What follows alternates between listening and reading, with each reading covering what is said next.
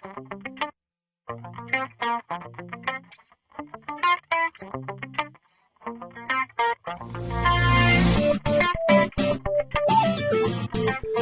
and welcome to the first video in my series on operations management.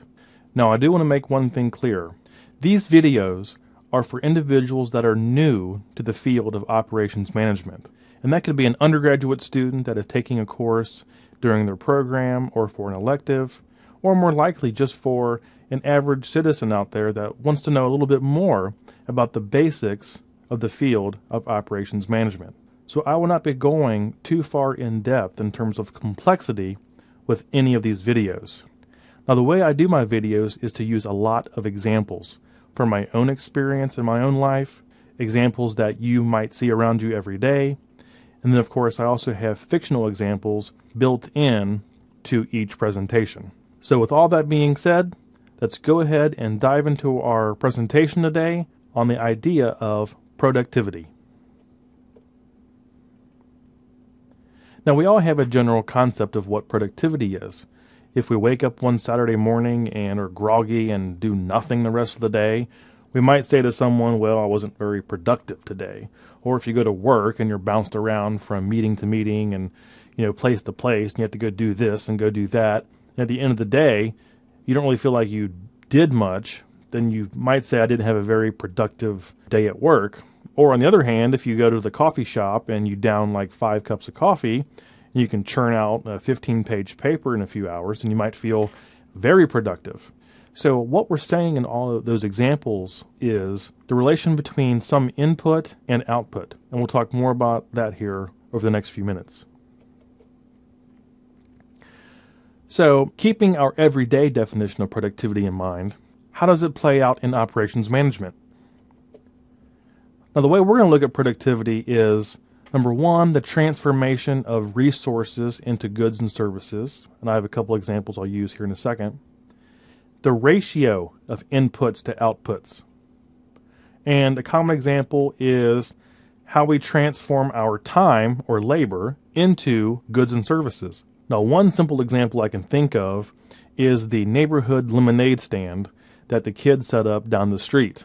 Now they're taking some resources, lemonade powder, water, ice, a table, jug, and some cups and things like that. They're taking those resources and turning it into a good, and some might say a service, because they're giving people a nice cold drink on a hot day, but they're really selling a good, which is a glass of nice cold lemonade. Now, let's say, for example, the kids are really smart. And they figure out that, we don't have to use an entire cup of lemonade powder to make a gallon of lemonade. Maybe we can make okay lemonade with 3/4 of 1 cup of lemonade powder. So right there, they are altering the ratio of inputs to outputs. They're only using 3/4 of the powder they were usually using, but they're still creating an output of 1 gallon of lemonade. So they are altering that ratio of input to output. They could also use the full cup of lemonade powder, but instead they're going to make 1.5 gallons of lemonade. So in that case, they kept the input constant, but increased the output. So productivity and using resources is about altering that ratio. Now, improving productivity means improving our efficiency. I think we're also familiar with that general concept. We can reduce the inputs while maintaining outputs. So we could use less lemonade powder, but still make 1 gallon of lemonade. We could increase the output, but maintain the input. So we could go ahead and use the full cup of powder, but instead make 1.5 gallons of lemonade. Or we could sort of hit the problem from both ends.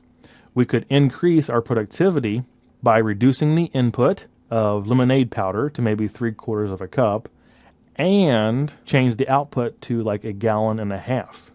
This does not say anything about quality, of course, because that lemonade is probably not going to taste very good.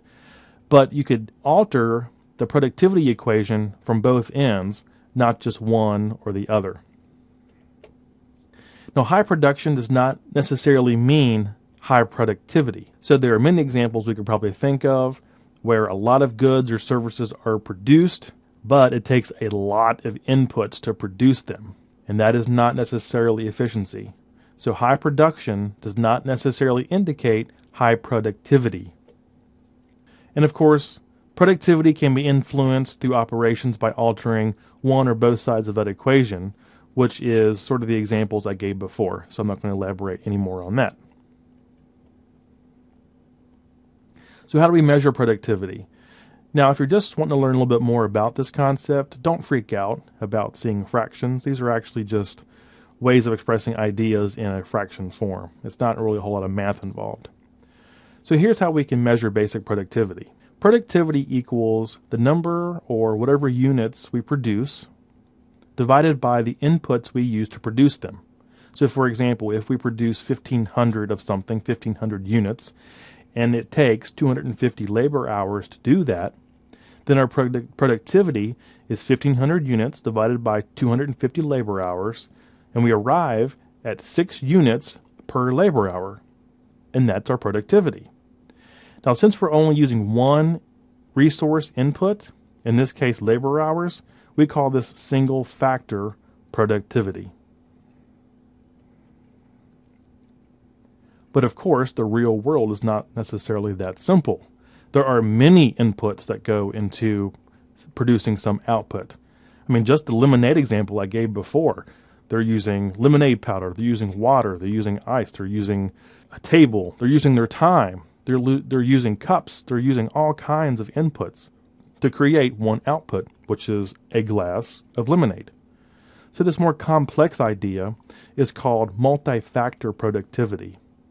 And if we were to figure out all of the inputs that go into this equation, we would call it total factor productivity. Now, that's not that important at this point. Just keep in mind that in real life, in real business, and real situations, the inputs we put into a process are often, much more numerous than just some simple factor like labor. Now, to make this multi-factor productivity easier, most of the time we convert all those inputs into dollars. So if we're measuring, energy, we're not going to use megawatts or something. We're going to use how much the energy costs. If we're using a material like lemonade powder, we're not going to use, 4 cups of lemonade. We're going to use the cost of those 4 cups of lemonade powder. So we're going to make pretty much everything in the input in the bottom of our fraction in dollars. So here's our first fictional example. And this is the Collins Title Company, and they process titles on various things. So here is where they are now. So the Collins Title Company maintains a staff of 4 full-time workers who work 8 hours per day at $20 per hour. So the total payroll cost per day is $640. So 4 times 8 times 20 is $640. Now, Collins can process and close 8 titles per day. So, what's our simple productivity? Our output is 8 titles per day, and our input, our single factor input, is 32 labor hours per day. So when we do that simple division, Collins is producing 0.25 titles per labor hour. So every hour, they're basically producing a quarter of a title. And that should kind of make sense. They're working 8 hours a day. They're making 8 titles. So in 1 hour, they're going to produce a quarter of a title. So 0.25 titles per labor hour. Now, in addition to the $640 in wages, they also have $400 overhead costs. Now, in addition to the $640 in wages, they also have $400 in overhead costs.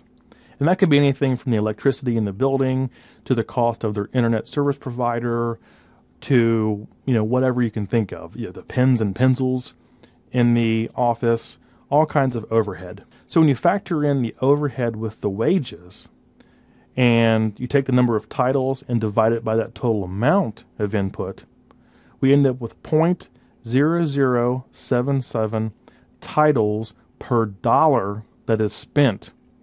So per dollar of input, they are producing 0.0077 titles. Now, they want to be more productive. So what they did is they went out and they invested in a new information system.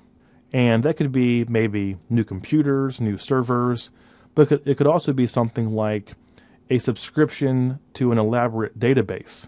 So just like universities have to subscribe to research databases, businesses can also subscribe to customer databases or government record databases or whatever that might be. So it might be a combination of all those things. We're not quite sure. Now what happens is this allows the workers to actually increase the number of titles they process per day. And that goes up from 8 to 14. But of course there's a cost associated with that. So it increases their overhead cost by $400 per day. So we're going to have to figure out with the new output from 8 to 14 and the new overhead cost, what's our new productivity? So when we do 14 titles per day divided by the same 32 labor hours, remember they're not working anymore, we end up with 0.4375 titles per labor hour. That's more expensive though because they bought this new system. So Collins now has $800 in overhead costs per day. So now we're doing 14 titles per day and our input is the $640 in wages, the $400 in our original overhead, plus the new $400 for the information system, which is now $800. So our total input is $1,440. So 14 titles per day divided by $1,440 of input equals 0.0097 titles per dollar. And the question is, was this productivity investment worth it? So we have to do a comparison between our old system and our new system. So here is our productivity analysis. So we have the factor we're looking at on the left-hand side. We have a column for the old system, and then a column for the new system they invested in, and then whatever change that produced. So in the titles per day, we went from 8 to 14, and that's an increase in 75%. So a 75% increase in the number of titles produced per day. Now the total cost per day went from $1,040 to $1,440 because we have the new $400 for the information system.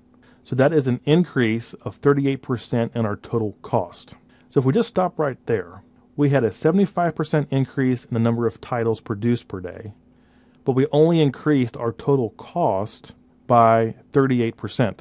So we'll have to sit down with our management and figure out whether or not that's, if we're happy with that or not. Now our labor productivity went from 0.25 titles per hour to 0.4375 titles per hour because our new system increased the number of titles we could do. And again, that's also an increase of 75% because we didn't change our hours per day, we just changed the number of titles. So that's going to be the same as our titles per day. Now when we add in all of our costs, all of our input costs, we went from 0.0077 titles per dollar to 0.0097 titles per dollar. And that is an increase of 26%. So if you look at it that way, our total cost went up 38%, but our multi-factor productivity is only 26%. So this is one of the things about productivity you really have to pay attention to, and there are no real clear-cut answers unless you know the goals of the business. So was this worth it? We really can't say. Only Collins can say. If they're happy with the trade-off in terms of the cost versus the new productivity, then they're going to be happy with it or they're not. That's going to be up to them. All right, in our last example, I'll try to do a little bit quicker. And this is the Lincoln Logs lumber mill. So this is a lumber mill that processes logs. They usually do about 100 per day. Each log costs $10, so that's $1,000 in material cost. Now each of those 100 logs takes 3 hours to process, so that's 300 labor hours. The workers at the mill are paid $10 per hour for a total of $3,000 in labor cost. So 300 labor hours times $10 per hour is $3,000.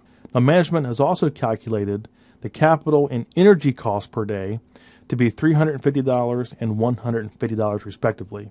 So the capital could be, the daily average cost of the equipment that's used or whatever. And of course the energy could be the electricity or whatever else it might cost per day. So what's our productivity here? The mill is able to create 240 crates per day using those 300 labor hours, and that comes out to 0.8 crates per labor hour.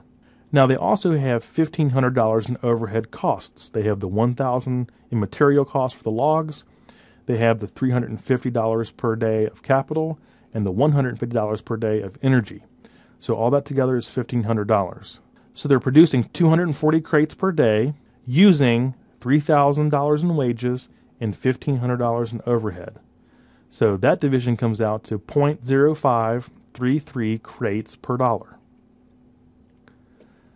Now the mill wants to be more productive, so what they've gone out and done is hired a professional buyer, and this buyer is supposedly going to be able to select better logs for the same price. So the price of the logs is not changing.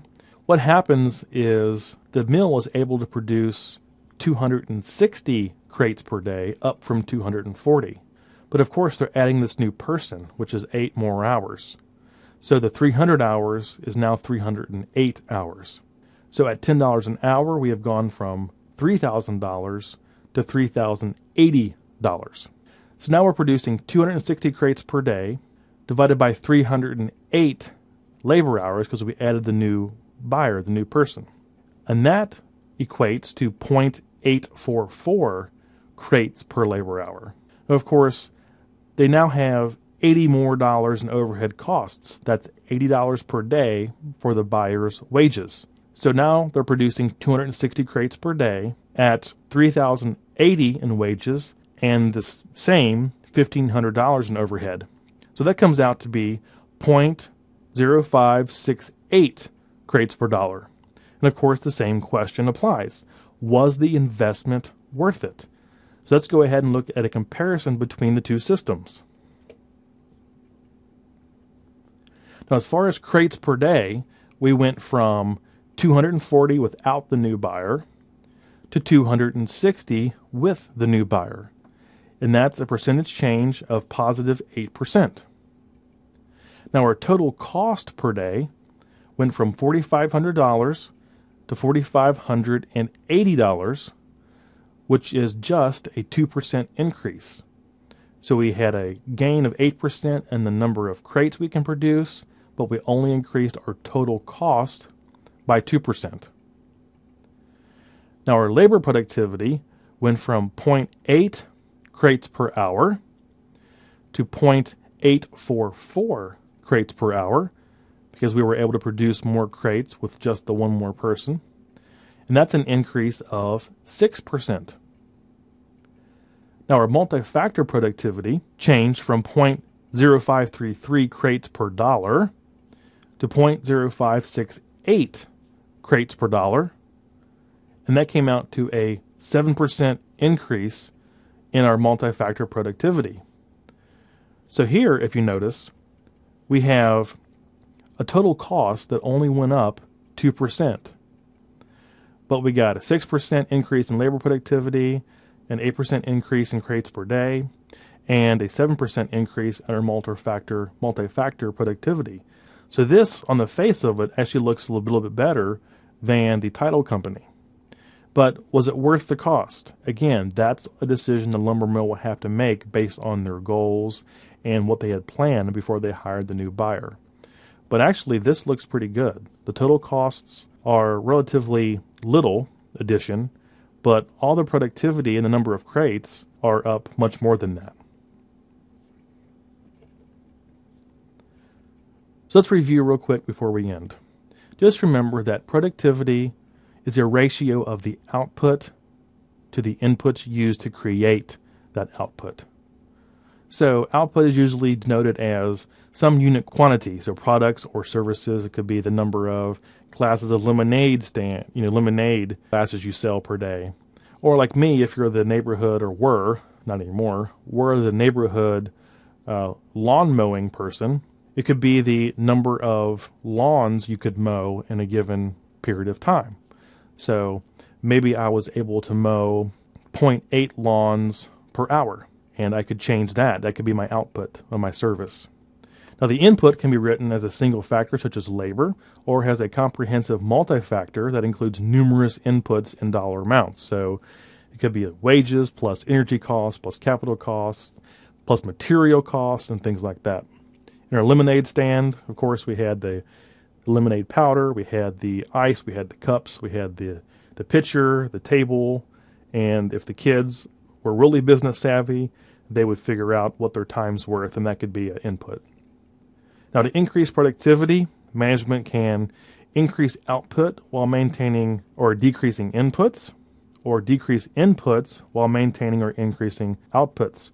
So again, it's all about manipulating the input-output ratio. Now, of course, an increase in productivity does not necessarily mean the same or better quality. But just because McDonald's can make your hamburger faster, they can pump out more hamburgers per minute, does not necessarily mean when you get it, it's going to look like it does on the menu. It could be a sloppy mess because they're trying to do it too fast. Or it could be really good. It just depends on the operations. All right, so we'll go ahead and stop there. So this has been our first video on the idea of productivity, which is inputs versus outputs, or the relationship between inputs and outputs. That is a fundamental notion in operations management. So I hope you enjoyed this video, and I look forward to seeing you again very soon.